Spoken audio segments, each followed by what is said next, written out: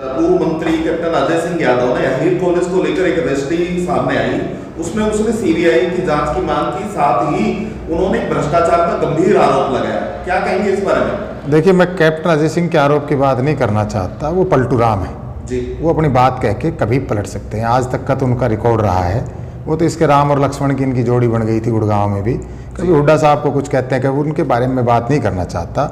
मेरा विषय में अहीर कॉलेज का स्टूडेंट रहा, और जिस तरह से इन्होंने सैकड़ों मेंबर की मेंबरशिप हटा के और चंद लोग, एक परिवार के लोग, इंद्रजीत सिंह परिवार, ये अब अहीर संस्था नहीं रही, ये इंद्रजीत सिंह परिवार संस्था रह गई। तो अहीरों को बेवकूफ़ ना बनाएं, उससे अहीर कॉलेज, अहीर संस्था का नाम हटाएं और ये कहिए इंद्रजीत सिंह का परिवार है और हम लोगों ने अपनी इसको जेबी बना लिया है। इससे जो हमारे पूर्वजों ने जो यहाँ चंदा दिया, एक एक रुपया, जिस तरह से राव मोहर सिंह की वहाँ प्रतिमा लगी हुई है, और इन्होंने उन सबको दरकिनार करने का काम किया। अगर इंद्रजीत सिंह में जरा सी भी नैतिकता है, तो जरा सी भी, तो वो जिन परिवारों को इन्होंने झूठी मीटिंगें कर करके, जो 3 मीटिंगें में नहीं आएगा उनके नाम काट दिए जाएंगे, उनकी मेंबरशिप खत्म कर दी जाएगी, कर दी, और ये लोग कुछ एक परिवार के रह गए, एक ही परिवार के। तो मैं, अगर इनमें जरा सी भी नैतिकता है, ये कहते हैं कि भाई मेरी बहुत साफ सुथरी छवि है और इंद्रजीत सिंह कभी बेईमानी नहीं करता, कभी कोई दाग नहीं है, तो इससे बड़ा बदनुमा दाग इनके लग नहीं सकता।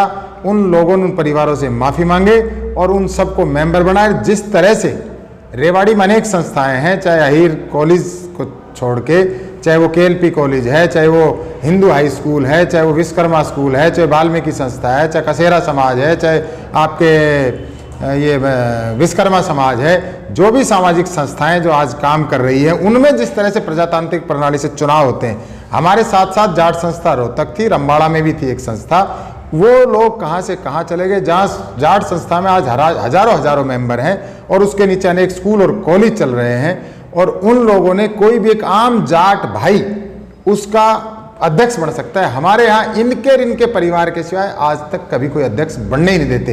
एक व्यक्ति को जेबी को इन्होंने बनाया था, मुझे उनका नाम याद नहीं, शायद सुल्तान सिंह था क्या, कोसड़ी हल्के के थे, उन्होंने उसको बना के, और इनने सबके नाम इस तरह से दरकिनार कर दिए कि जैसे इन्होंने ही उस पर काम किया है। और आज राव मोहर सिंह की जो वो प्रतिमा है, वो इस बात का सूचक और घोतक है कि इनका इसमें योगदान नहीं है। ये जमीन तो इनको फ्री मिली, लीज पे मिली, और पैसा लगाया लोगों ने, और आज ये इस संस्था पे, मैं इसके भाव पर उस पर नहीं जाता, मेरे लिए मंदिर है, मैं इसका खुद स्टूडेंट रहा हूँ, तो मेरे लिए तो अनमोल है। ये 1000 करोड़ क्या 50,000 करोड़ में भी मेरे लिए, अगर कोई इसकी बात करे कीमत, तो मेरे लिए वो भी बेईमानी है, गलत है। और ये 1 रुपये में भी अगर कोई कहे तो भी गलत है, क्योंकि मंदिर और संस्थाएं बेची नहीं जाती।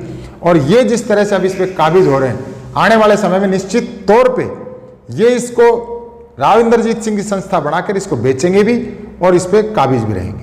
ईमानदारी की बात करते हैं लगातार, आप उनकी ईमानदारी पर प्रथम चिन्ह लगा रहे थे। मैं ये कह रहा हूँ भाई साहब, रोम जल रहा था और नीरो बंसी बजा रहा था। मैं इस अहीरवाड़ के लोगों, मेरे भाइयों, अगर मेरी आवाज़ आपके कानों में जा रही हो तो प्लीज़ कृपा करके उठिए और पहचानिए ये कौन लोग हैं। ये कौन लोग हैं जो आपके बच्चे के भविष्य को खा गए हमारे पूर्वजों के भविष्य को, और आने लगातार खाते रहे, आज भी खा रहे हैं, लगातार हमें पीढ़ी दर पीढ़ी हमें पीछे कर रहे हैं। तो आप उठिए, अपने हक हकूक के लिए लड़िए। इन 1947 में देश आज़ाद हुआ, 90 साल से पहले 100 साल क्रांति की लड़ाई लड़ी। जब ये अहीरवाड़ कब आज़ाद होगा इनसे? ये इनके चुंगल से आज भी आज़ाद नहीं हो पा रहा।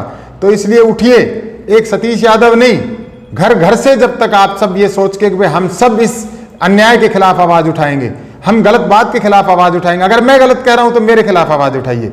आप जाइए उस संस्था में पता कीजिए, आरटीआई लगाइए कि उसके मेंबरान कौन कौन है। और जब ये 1948-45 में जब कभी ये संस्था बनी, उस टाइम मेंबरान कौन कौन थे और किन किन लोगों ने पैसा दिया, आज उनका क्या रूप है, क्या उनका क्या उस कॉलेज से कोई लेना देना है, क्या अहीर कॉलेज संस्था से कोई लेना देना है, क्या इन्होंने अहीर स्कूल क्यों बंद कर दिया और क्यों इस अहीर कॉलेज की जर्जर अवस्था में पहुंचा दिया। आज सरकार की ऐड इस पे मिलती है और इन लोगों की राजनीतिक, सारे राजनीतिक जो भी कोई इन्होंने राजनीतिक बात कर ले, तो रजिस्ट्री भी कुछ सामने है, कुछ डॉक्यूमेंट्स भी अब सामने आ रहे हैं। तो कहीं ना कहीं लगता नहीं कि नगर परिषद जो तहसील विभाग है या वो दूसरे डिपार्टमेंट है, उनकी कहीं ना कहीं इसमें भी संलिप्तता है। निश्चित तौर पे अगर आप 1200 गज की रजिस्ट्री कराते हैं म्युनिसिपल लिमिट में, तो आपकी रजिस्ट्री के लिए परमिशन जाती है डायरेक्टर लोकल बॉडीज तक, उससे ऊपर अगर आप कराते हैं। यहाँ 105 कनाल की रजिस्ट्री हो गई और वही इसी लेवल पे हो गई। तो ये किसका प्रभाव है?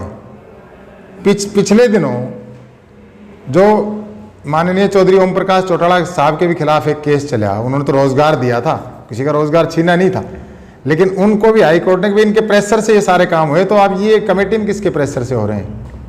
आज ये जो प्रेशर है ये किसका प्रेशर है?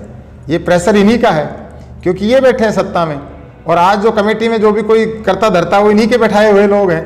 तो दूध का दूध और पानी का पानी भी होगा, सच्चाई छुपा नहीं करती है, और इसमें चाहे हाई कोर्ट और सुप्रीम कोर्ट तक लोगों को जाना पड़े, चाहे हमें भी जाना पड़े, इसकी लड़ाई लड़ेंगे। पर सरकार से क्या कुछ मांग करते हैं? सरकार से मांग करते हैं दूध का दूध और पानी का पानी होना चाहिए, निष्पक्ष। अगर ये भारतीय जनता पार्टी अपने आप को ये कहती है कि हम अपने ऊपर बेदाग हैं और हम दाग नहीं लगवाते, तो ये इससे बड़ा उदाहरण पेश करे जनता के सामने। हम कहते हैं कि अगर राव इंद्रजीत सिंह ईमानदार हैं, वो तो है नहीं, इसलिए नहीं है कि आपके सामने ये संस्था का तो बाद में जमीन का फैसला हो जाएगा। अरे आप लोगों ने 11 लोगों ने इसको अपनी संपत्ति बना लिया, ये संपत्ति तो पूरे अहिरवाड़ के क्षेत्र के लोगों की थी, आप सबकी भी थी, जो आप यहाँ बैठ के सुन रहे हो, और आपके माध्यम से जो हजारों लोग सुन रहे हैं उनकी भी थी, और आप तो खुद इस पे काबिज होकर बैठ गए। तो मेरी तो एक रिक्वेस्ट है, भाई इंद्रजीत सिंह, इसका ना नाम बदल लो, आप इसका नाम अपने नाम पे रख लो, ताकि ये भी कम से कम कन्फ्यूजन खत्म हो लोगों के बीच में। अहीरों को नाम की यूज करते हो, आप नाम यूज करो इंद्रजीत सिंह कॉलेज, अच्छा रहेगा।